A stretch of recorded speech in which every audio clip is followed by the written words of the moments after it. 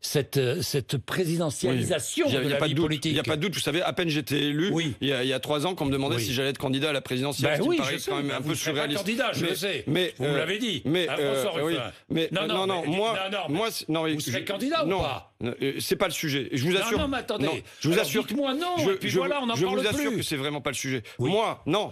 C'est pas le sujet. Non, c'est pas le sujet aujourd'hui. C'est pas le sujet. Non, c'est pas le sujet aujourd'hui. 2022, on verra en 2022, d'accord? On verra en 2022, d'accord. Mais vous pourriez porter une voix différente. Vous savez, j'essaye de la porter. J'essaye de la porter sans être candidat à la présidentielle, j'essaye de la porter sans être ministre, mais j'essaye de porter cette voix. Et la voix que je porte, la voix que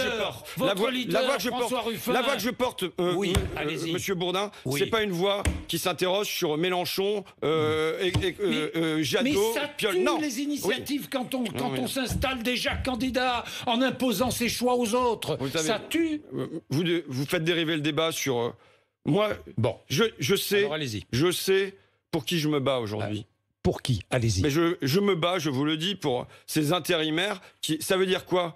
Ça veut dire que j'ai des gens parfois au téléphone qui sont en dépression, qui vont très très mal. C'est ça la réalité. C'est que quand je parcours ma circonscription, je vois des gens qui ont vécu un plan social, un autre plan social, un autre plan social. Ça veut dire que ces grands leaders politiques se battent pour eux. Ça veut dire que... vous savez ma bagarre.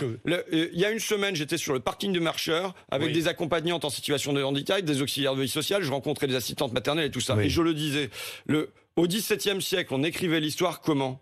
C'était Louis XIV et sa cour. Et on allait regarder les cacas du roi et c'était ça l'histoire. Et ça oubliait les paysans et les artisans. J'ai pas envie de construire une actualité qui tourne autour des grandes figures de ce pays et qui oublie les femmes et les hommes sur qui notre pays repose tout entier et qu'on rémunère et qu'on reconnaît si mal. Voilà mon but. Eh bien, François Ruffin, on vous rejoindra là-dessus. On va